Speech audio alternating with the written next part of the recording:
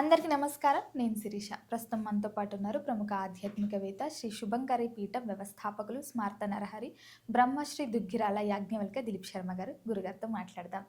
గురుగారు నమస్కారం అండి. గురుగారు, చూస్తుండగానే 2025 సంవత్సరం అయిపోయింది. 2026 ఆంగ్ల నూతన సంవత్సరంకి వచ్చేసాం. సో ప్రతి ఒక్కరికి ఉంటుంది, మా రాశి వారికి ఎలా ఉంటుంది, ఎలాంటి జాగ్రత్తలు తీసుకోవాలి, ఈ సంవత్సరం ఎలా చేస్తే మేము బాగుంటామని చెప్పి.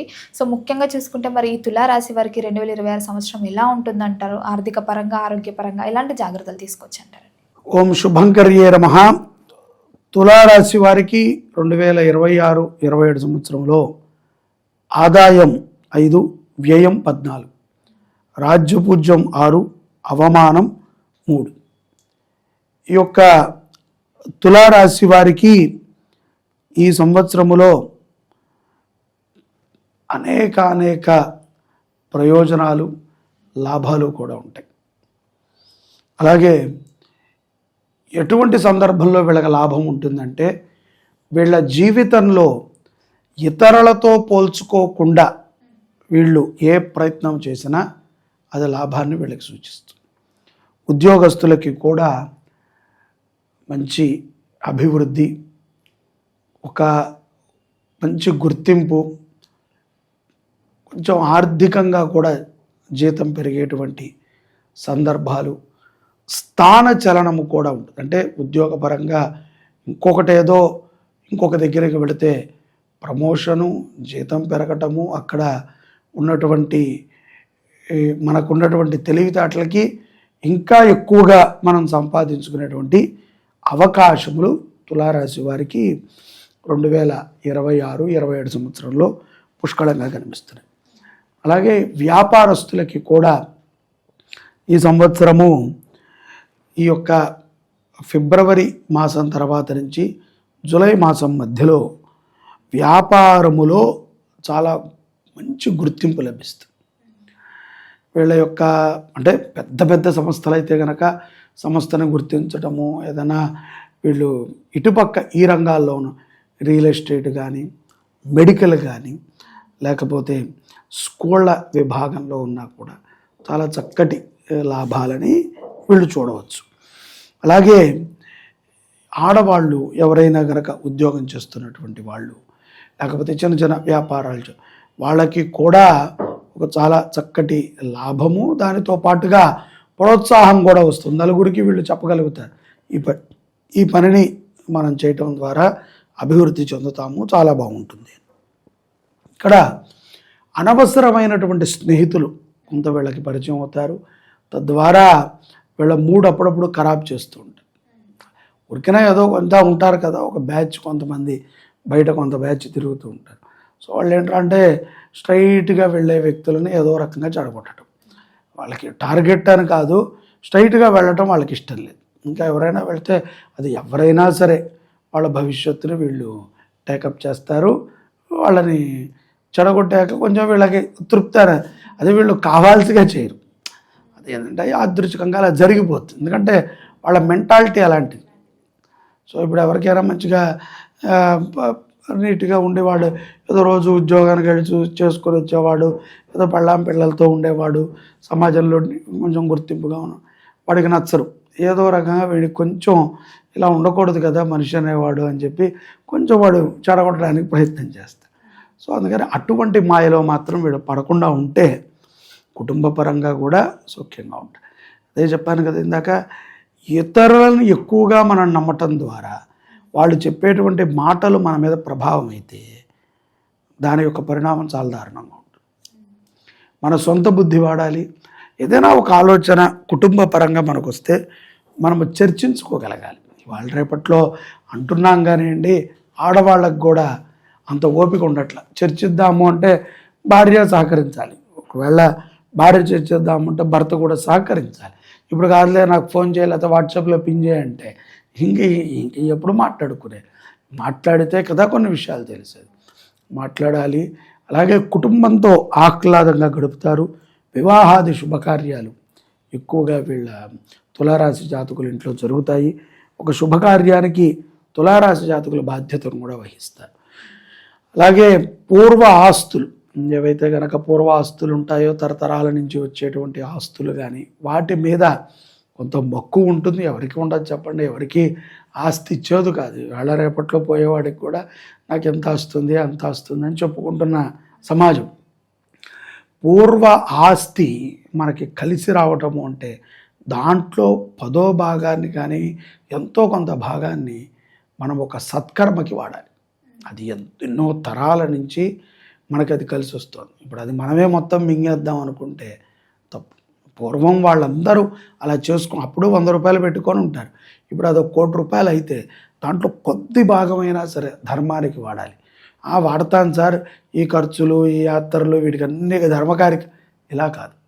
కొంచెం ఒక గుడికో లేకపోతే నీ ఊళ్ళో ఉన్న బడికో, నీ ఊళ్ళో ఉన్న ఆశ్రమానికో, నీ ఊళ్ళో ఉన్నటువంటి గోశాలకో, అనాథాశ్రమానికో కొంత చిరకాలము కరగనంత నువ్వు అక్కడ పెట్టాలి.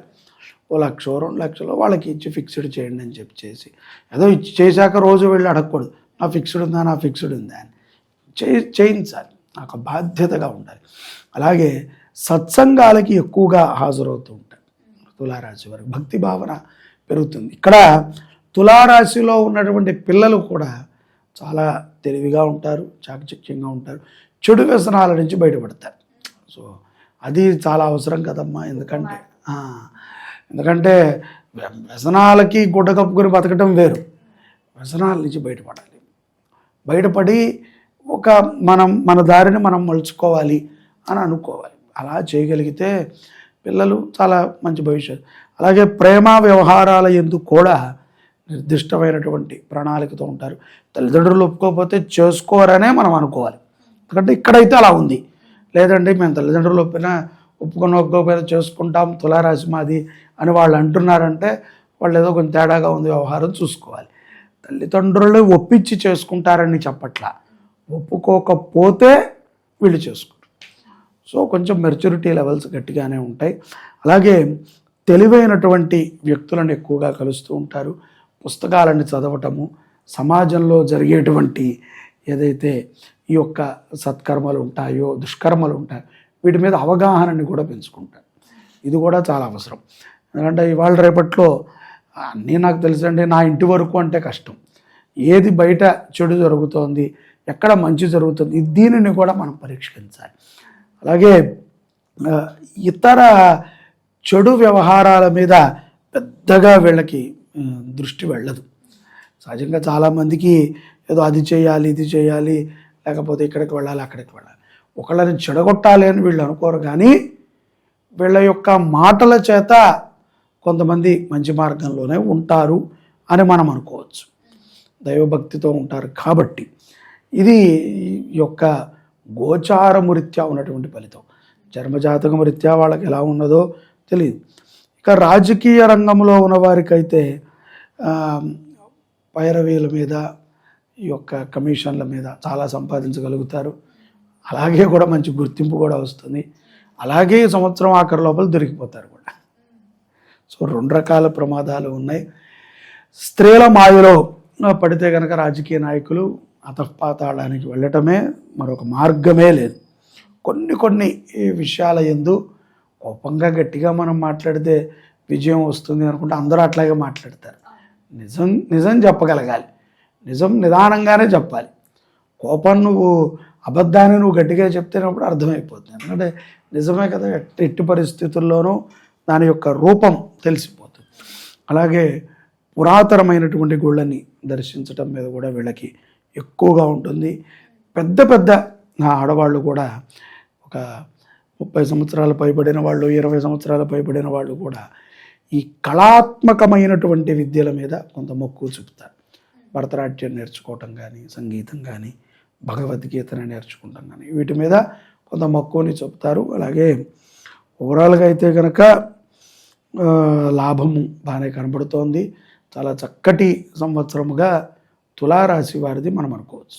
గురుగారు, ముఖ్యంగా కొత్త సంవత్సరం వస్తుందంటే చాలామంది కొత్తగా బిజినెస్ స్టార్ట్ చేద్దాం, ఏదైనా కొత్తగా పెట్టుబడి పెడదాం అనుకుంటారు. మరి ఈ తులారాశి వారికి కొత్తగా వ్యాపారాలు స్టార్ట్ చేయాలన్నా, కొత్తగా పెట్టుబడులు పెట్టాలన్నా ఈ సంవత్సరం కలిసి వస్తుందంటారా? తప్పకుండా అమ్మా, వీళ్ళు మంచి వ్యాపారాలను చేయవచ్చు. అలాగే ఆడవాళ్ళు అయితే కనుక ఈ యొక్క బట్టల రంగంలో కానీ, అలాగే ఫ్యాన్సీ రంగంలో కానీ వీళ్ళు రాణించగలుగుతారు. స్త్రీలు ఇతర స్త్రీలలో కూడా కొంతమంది రియల్ ఎస్టేట్ రంగంలో కూడా మాటకారులు, తులారాశి వాళ్ళు జనరల్గా ఏంటంటే మాటకారులు. సో చక్కగా మాట మాట్లాడగలుగుతారు. అంటే ఏదో స్వార్థమైన మాట కాదు, ఉపయుక్తమైనటువంటి మాటకారి. సో అందుకని మాటకారులు కాబట్టి రియల్ ఎస్టేట్ రంగం, బ్యాంకింగ్ సెక్టార్లు, ఫైనాన్సులు, కొంతమంది చిట్టీలు అవి కూడా నాకు తెలిసి తులారాశి వాళ్ళే వేస్తూ ఉంటారు అనుకుంటా. సో ఆకర్షణీయమైనటువంటి రూపాన్ని కలిగి ఉంటారు. చిన్న చిన్న వ్యాపారాల నుంచి పెద్ద పెద్ద వ్యాపారాల వరకు చేయవచ్చు. అప్పు చేసే వ్యాపారాలు మాత్రం చేయకూడదు, జాగ్రత్తగా ఉండాలి. ఎవరికైనా ఏ రాశి వారికైనా అదే చెప్తాం. ఎందుకంటే అప్పు చేయకండి రా బాబు, ఎందుకు ఉన్న దాంట్లో సంతృప్తిగా బతికే మార్గం ఎతకాలి తప్ప గురుగారు ఈ నెలలో అప్పు చేస్తే వచ్చే నెలలో నేను కోటీశ్వరుని అవ్వగలను అంటే చచ్చిన అవ్వలేము, ఇంకో అప్పు చేయాల్సి వస్తుంది. తీర్చాలనుకుంటే, తీర్చకూడదు అనుకుంటే పారిపోవచ్చు. గురుగారు, మరి మొత్తం మీద ఈ సంవత్సరం అంతా ఇంకా కలిసి రావాలంటే ఏ దైవాన్ని పూజించమంటారు, ఎలాంటి పరిహారాలు చేసుకోవచ్చు అంటారు? ఈ సంవత్సరము వీళ్ళు దత్తాత్రేయుల వారిని ఎక్కువగా ఆరాధన చేయటం మంచిది. దత్తాత్రేయుని గురువారం పూట దక్షిణామూర్తిని, అలాగే దత్త అష్టోత్తరాన్ని చదవటం, దత్తస్తవం చదవటం, గురువారం పూట శనగలని నైవేద్యంగా పెట్టి పంచిపెట్టడము, ఆవుకి తినిపించటము చాలా సత్ఫలితాలని తులారాశి వారికి ఇస్తుందని భావిస్తున్నాను. గురుగారు, మొత్తం మీద 2026లో తులారాశి వారికి ఎలా ఉండబోతుంది, ఎలాంటి జాగ్రత్తలు తీసుకోవాలో తెలియజేసినందుకు ధన్యవాదాలు. నమస్కారం.